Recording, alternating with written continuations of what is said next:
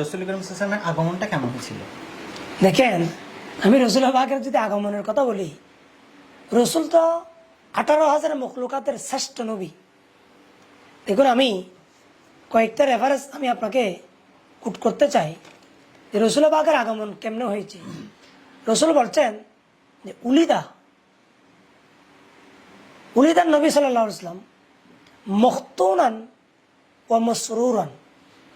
রসুল যখন দুনিয়ার জমিনে তশরিফ এনেছেন, রসুল পাকের শরীরে পরিহিত একটা জান্নাতের পোশাক ছিল। রসুল পাকের চুল মুবারক লম্বা ছিল। রসুল পাকের চুলের মাঝখানে একটা সীতা মুবারক ছিল। রসুল পাক সাল্লাল্লাহু আলাইহি ওয়াসাল্লাম যখন দুনিয়ার জমিনে তশরিফ এনেছেন, রসুল পাক খতনা করা অবস্থায় এসেছেন। কারণ দুনিয়ার জমিনে যাতে রসুল পাকের লজ্জাস্থান কেউ না দেখে। রসুল পাকের দুনিয়ার জমিনে তশরিফ আউরি রসুল যখন দুনিয়ার জমিনে তশরিফ এনেছেন, মক্কা শরীফের মধ্যে যেই 360টা মূর্তি ছিল, এই 360টা মূর্তি ভেঙে ভেঙে চুরমার হয়ে নিজেকে নিজে কুরবান করে রসুল্লাহর নবুয়তকে মেনে নিয়ে রসুল পাকের ঘরের দিকে ওনারা সিজদা করেছেন।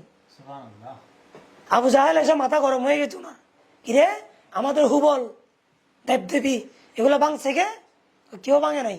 সকালবেলা মা আমেনার ঘরে একজন সন্তান এসেছে, ঠিক ওই সময়ে সমস্ত মূর্তিরা ওনারা ওইদিকে সিজদা করে নিজে আত্মবিসর্জন দিয়েছেন। এখন আরো দেখুন রসুল পাকের তশরিফ আউরে কেমন ছিলেন দেখেন। রসুল দুনিয়ার জমিনে মক্কা শরীফে কদম রেখেছেন, আল্লাহ কসম খাচ্ছেন লা উকসিমু বিহাযাল বালাদ ওয়া আনতা হিল্লুম বিহাযাল বালাদ। ইয়া রাসূলুল্লাহ, আপনার দুনিয়ার জমিনে তশরিফ আউরে কেমন জানেন? আপনার কদম লাগার কারণে মক্কা মক্কা হয়েছে। এটা একটা বরকতময় জায়গা হয়েছে আপনার কদমের কারণে। আর সেই কদমের কসম, যেই কদমের কারণে মক্কা দামি হয়েছেন, সেই দামিওয়ালা জায়গার কসম আমি আল্লাহ খাচ্ছি। রাসূল পাকের মিলাদ আরো বলছেন ওয়ামা আরসালনাকা ইল্লা রাহমাতাল লিল আলামিন। আপনার তশরিফ আওয়ার এটা হচ্ছে গোটা জাহানের জন্য রহমত ছিল। গোটা জাহান, আল্লাহ যত খুদার খুদাই, রসুল্লাহর রহমতের এত বিস্তৃতি।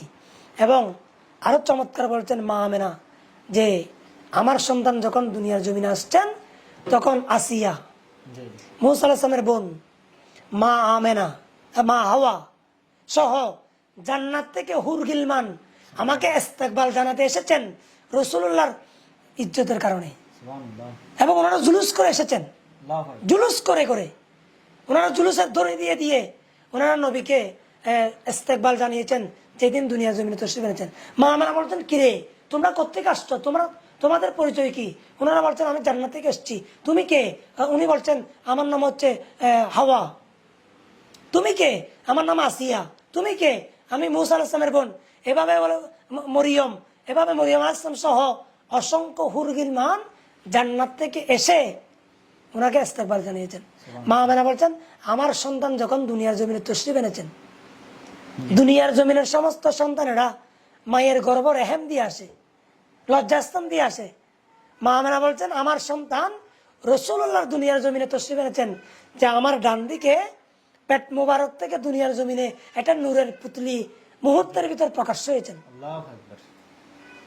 উনি বলছেন মা আমেনা, উনি কোনো নাপাক নাই, উনি পাক একজন মহিলা, দুনিয়ার জমিনে রসুল পাকের তশরিফ হয়েছেন। সুতরাং রসুল পাকের সবচাইতে বড় আনন্দের বিষয় হচ্ছে রসুল যেদিন দুনিয়ার জমিনে এসছেন, গাছ পালা তরুলতা গোটা খোদার জাহান খুশি হয়েছেন। ইমামুল আম্বিয়া দুনিয়ার জমিনে তশরিফ এনেছেন। আল্লাহু আকবার কবীরা।